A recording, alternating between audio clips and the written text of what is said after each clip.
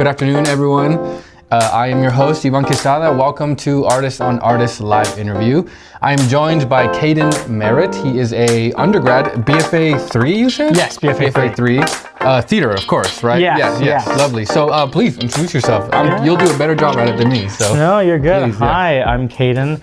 I'm in the acting program at CalArts, but Sweet. have been taking a directing track, Nice. Independently producing and directing here at CalArts since my first year. Sick. I've done a bunch of projects. My first year I did a show called Every Brilliant Thing. And my Nice. second year I did a show called Bug. And this year we're doing a show called The Number, which will go up in late May. Nice. That's exciting. Currently, And are you directing that? Yeah, Nice. directing it, yeah. Nice. Okay. Yeah, and we have That's a sick. really great team, which is a fun mix of MFA and BFA. Sweet. So yeah, it's gonna That's be exciting. awesome. How long has that rehearsal process been? So Like that's- when do you start and then you open in late May? You said, when did you start? we started? So our rehearsal process started February 17th. Okay. And it's a longer rehearsal process, but we rehearse less than curricular productions do here. For sure. So when you add it up, it's kind of probably around the same time spent as a curricular production. Nice. Yeah. Okay, that's really cool. Usually I like to start these interviews by asking you why. Why do you act? Why do you direct? Why did you choose to jump into this craft? Yeah, I grew up in New York. That's where I'm cool. from. And my dad is from the art. He came to New York to be an actor and ended up doing 10 million other things. Yeah. As one does in New York, I Of course, yeah. Kind of just as an artist in general. Totally. So I grew up. He came from a more music background. Cool. So I grew up in New York doing music, doing some theater. I think a pivotal experience for me, though, deciding that I wanted to really pursue it was end of my junior year. I saw Every Brilliant Thing, which I ended up doing here. Sick. Yeah, I remember you mentioning. Yeah. And I saw it at Burning Man. Oh wow. Yeah. Wow. Yeah. That must have been an experience, I'm sure. It was awesome. And my parents are burners, and they have been for years. Cool. So I've gone since I was like 5 years old. Oh wow. Yeah. Little guy. So I've had a lot of funky experiences. I'm sure. But yeah, so I saw it there, and I think I had this idea of what theater was, kind of based on the commercial theater scene in New York. Sure.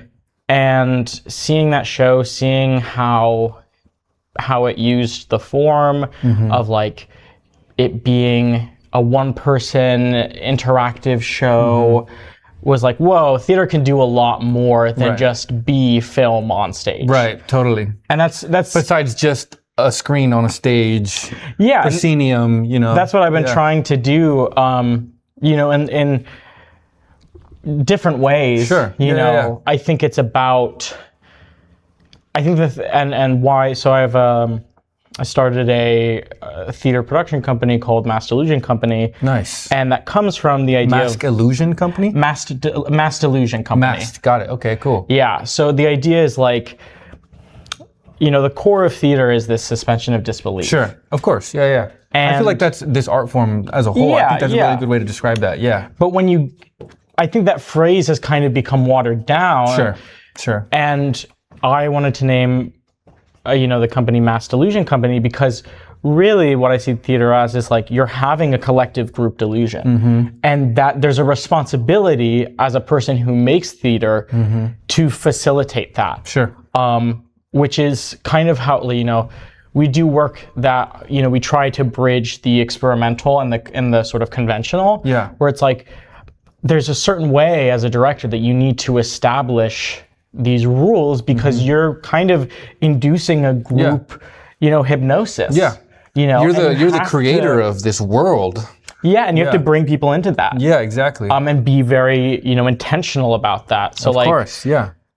Playing with, so for Bug, a lot of it was taking the show that was about paranoia and conspiracy theory and having it actually manifest in the space. Yeah. So we would have these visual illusions that created that sense of paranoia in the audience. For this show, the one you're doing currently. The one I'm doing currently, A Number, we're taking this play that's, all the script is just the dialogue. There's no stage directions or anything. Which I love shows like that. Yeah, you know what I mean? It gives you so much creative freedom as an actor, as a director. As everything. It allows you to just take this and make your own universe. And the writing is so tight because it's so hard to make just that conversation stand on its own. For sure. But what we're doing is, because it's a play that's about human cloning. Oh wow. Yeah, I've never heard of this play, so it's wonderful. It's by Carol Churchill. Oh, cool. I actually have heard of that playwright though. She's prolific. Yeah. But we're making it into what I call a split scene play, which is you have the action broken up so that the audience can only see one perspective on it. Okay, interesting. So we're doing a lot of funky things with that play to kind of embrace the fact that we're in the theater. We're not in any other medium. We're not in film. We're not in, it's not a novel. There's a certain thing about theater, about its liveness, about the visual metaphor that you're able to create on stage. That I think is essential. Yeah, no, I hear you. I really like how you have this like grasp of, and your own personal like scientific even grasp of what this art form is, especially theater. I hear you talking about theater in a very like unique way that I've personally never been exposed to in my experience of it. I think my experience of theater has been very much like, this is what it is. You know what I mean? A very like traditional. Yeah, very traditional. Sort of. Yeah. And so I'm hearing you say all these things and I'm like, wow, I like the way that you're approaching it. Yeah, I appreciate that. I mean, I think there's this question that has always really stuck with me when I'm thinking about, because I'm really enthusiastic about like, both like it is an art, but it is entertainment. It's how do we find this thing that exists in both fields? And I think a part of that is like, the thing about entertainment is like, besides like the sort of commodification of it and the selling of it, if you put that aside, like entertainment has, this accessibility to it of like things that are entertaining, people from different walks of life are able to enter into. Yeah. And I like that you said that, accessibility. I think that's such an important word in this career. Oh yeah. You know what I mean? In this craft. I think theater should be accessible to more people than just the donors. You know what I mean? And the people who, because my thing is like, I think theater is like, there's the like actual barriers to seeing the work, but also the barriers to being interested in the work, where it's like, I always wonder like, what is the difference between a theatrical performance and a live concert? Why are live concerts able to charge, like they charge crazier ticket prices than Broadway? Yeah, literally. But there's some reason why that version of live performance, even though they're not too dissimilar, is really successful right now, and they're filling stadiums, and theater is struggling to for sure kind of capture that broad appeal. And I think a part of it is that like, there's a tradition of kind of what you're talking about, of this very traditional form of theater. This is what theater is. Of Western theater, of like, you sit down, you shut up, and you just like, feel whatever you feel internally. And people don't want that anymore. People want to go to concerts and have this experience where they get to unleash. So, exactly. And express themselves as emotion and expression in art is being expressed in front of them. Yeah, and to have that back and forth. Exactly. Yeah. So there's a lot of shows I've been, devising. Which is so interesting too, because even in like normal theater productions, we talk about like giving the audience permission, right? Giving the audience permission to laugh, giving the audience permission to participate. Like as directors, I've heard, and as actors too, we try to find that. And I hear you saying that you're trying to find that as like a whole, as like how do we give people permission to participate even before they've bought a ticket? Yeah. You know what I mean? Yeah. There was this, I had this really wonderful internship with this person who worked at a licensing company. Part of it is we went to all these different shows to be like, would this be something that like the licensing company would want to acquire? Yeah. We went to this one that was a jukebox musical about Vietnam. Sick. Wow. Which was already like, whoa. Okay. Yeah. But there was this one point where like this really, I don't remember what song it was, this really classic song came on. Yeah. And a row, kind of like a row from us, this older woman gets up and starts dancing with her friend. And the usher runs down the aisle and is like, sit down.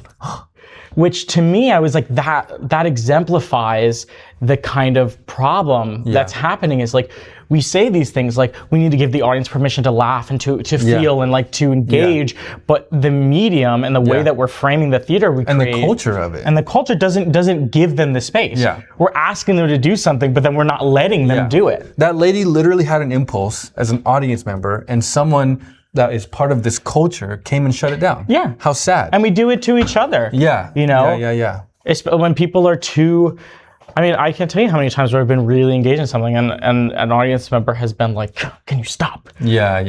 And I get it that like, sure. You know, I respect why we have that culture, but I also think that like, you know, I've been thinking about like, one of the things I'm dying to do is do a theater piece that is framed as a like underground wrestling event. Because I think wrestling has that, it has all these things that theater is missing. No, it has the heroes, it has the villains, it has the storyline. But the audience is allowed to be so engaged. I went to a wrestling show, a queer wrestling show in the UK over the summer. And it was a totally transformative experience because I was like, this is the kind of energy we need in theater. Yeah, for sure. You know, we need people to be doing, you know, Hamlet and to be fucking raging that's what against Shakespeare used to be, yeah, too, with at the groundlet. Yep. That's funny. The quick side thing about wrestling, my grandfather is one of the like chillest people that I know.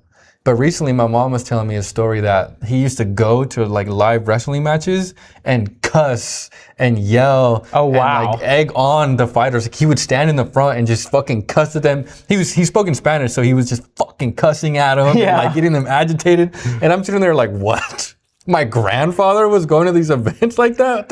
No, that's well, we not all have that in that. Exactly. We all have that urge to just... Yeah, that impulse to participate in this energy that is being created in front of us. Yeah. What was recently? Did you see Manny at CalArts? No, I haven't actually got the chance to see any shows here yet. You should. Oh, actually, no, that's not true. I just saw Holden and Out. Yeah. I just saw that. That was nice. Yeah. Manny was a really, because I was in Manny, and Manny was this really cool experience because I think they set it up where the audience could have that. Sure. And the energy in that theater was like electric. Yeah. Like people were just cackling, falling over. I mean, it was packed. It was like 150 people in that tiny coffee house theater. I mean, people showed up. That's awesome. And it was like one of those things where it's like, that like, it was affirming of like theater can be this. Theater can be outrageous and can be that space for us to just, like, you know, we have community, we talk about community in theater a lot of like, you know, theater is a communal experience, but I don't think that we don't get to really be in community with our audience enough. Yeah, I completely agree. I don't think I've ever been in a show where an audience was like explosive. They laugh, of course. I've been in comedies and they laugh and they have that energy, of course, but I don't think I've been in anything like the way that you're describing. Yeah. Which is, I think, the point of this school, right? Yeah, to challenge those notions. Yeah, exactly. So it feels nice to hear that you're doing that. I'm trying. Like, I think something that has always stuck with me, director-wise, is like, you can have whatever complicated metaphor you have for the story. Yeah. But if you're not focusing on how do I want someone to feel in this moment, it doesn't mean anything. Yeah. And, you know, with Bug, we try to do that of like, I remember seeing people in the audience, like, going over their chairs to look at, like, you know, Braden Lawrence, who played the lead, one of the leads in Bug, rip out his own teeth. Ooh. And like having an audience that even if it's like a traditional show, finding the ways of like, how is everything I'm doing getting people, despite the fact that it's a proscenium show, want to get out of their seats and get a closer look. Or hold their breath, or you know. No, that's really cool. Something that I've thought about in that same like realm with theater is like, we've always been told that like, it's kind of our job to be the enforcers of like empathy, right? To fight against the media that's telling these lies, and it's our job to bring the humanity of it, right? And tell these like powerful stories and send these messages. But my issue is the people that come and see our shows, 99% of the time are people that agree with us. Yeah. You know what I mean? Like 99% of the time we're preaching to the choir. You know what I mean? So like, how do we as creators of this craft take a show and show it to the people that desperately need to see it?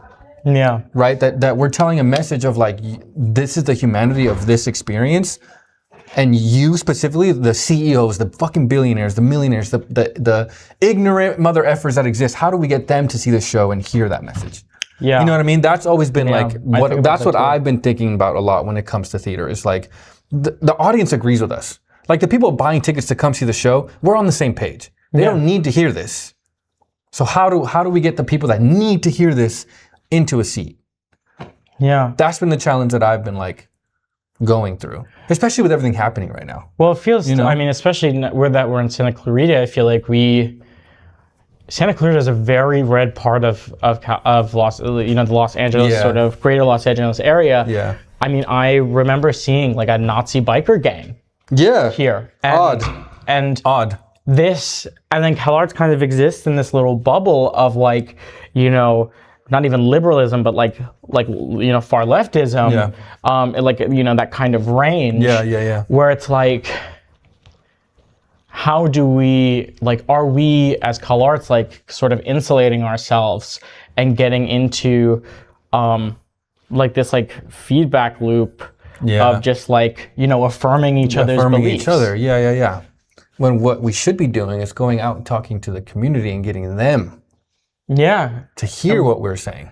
And I think some of that has to do in terms of like a theater creation thing is like going back to being smart about like the value of entertainment. I think there's this negative stigma around entertainment that good art is painful and boring and requires this incredible energy to understand. Yeah. And there's art like that. Sure. And you get a lot, Of course. Not that it's not a type of art, but there's... Of course. I think in terms of reaching communities, it's like, you get it by... So one of my favorite plays is Brecht's The Threepenny Opera, which was hugely popular. Yeah. Why? Because the composer was writing basically pop songs in the score. Yeah. So people came for that, and then the underbelly of like the sort of Marxist anti-capitalist message of that play came out during the show. But it's about like, how do you draw people in? How do you draw, like, it's the same thing about like people being like, we don't have enough young people in the theater. Well, young people aren't interested in the aesthetics of theater. Yeah. They're interested in in different live performance aesthetics, like concerts, like, so I think it's trying to find, how do we create something that's going to be entertainment that then once we get people in, we find ways to introduce new ideas and new ways of thinking and having a new culture, hopefully. Yeah. And having empathy for experiences that are not our own. Man, that was really beautiful, and I really appreciated you saying all of that. I definitely needed to hear it. Do you have any questions for me? Any questions? That's like a little segment that I have. If you have any questions for me. Yeah. I want to hear your story. What's your? I don't know if we have enough time for that, but I came from a more traditional like theater experience for sure. I graduated from Valley Center my senior year. I did my first production of Bang Bang You're Dead. I don't know if you've heard of it. I've not heard of that. It's a play about school shootings. Oh wow! My school would like put it on like every year. Okay. And so I did that. That was my first experience with theater. Then I did a comedy named Fools. Then I went to Merrit Community College, like in Oceanside. Went through that whole experience, and now I'm here. Yeah. Big, crazy journey that I've been through. I'll tell you more about it next time. Of course. But is there anything you want to say before we go? Yeah, I mean... What are you working on next, actually? Tell them what you're working on next. So right now, I'm deep into working on a number. We're currently having actually a fundraiser to raise money that can't be raised through grants. There's a ton of, I won't belabor it now. You can check out our Instagram at Mass Delusion Company or my Instagram at Kayden J. Merrit. Perfect. There's a bunch of donor benefits, things like that. It's going to be an amazing show. Sweet. I hope you can all see it. Sweet. Well, it was a pleasure. Well, thank you so much. This was wonderful. Good. Yeah, I'm glad you had fun. I wish we had more time, but unfortunately, I know you have to go. Yeah, I do have to run. Yeah. So, that was awesome. Thank you for that. Thank you. Yeah, I needed that. All right, guys. I'll see you guys later. Peace. Peace.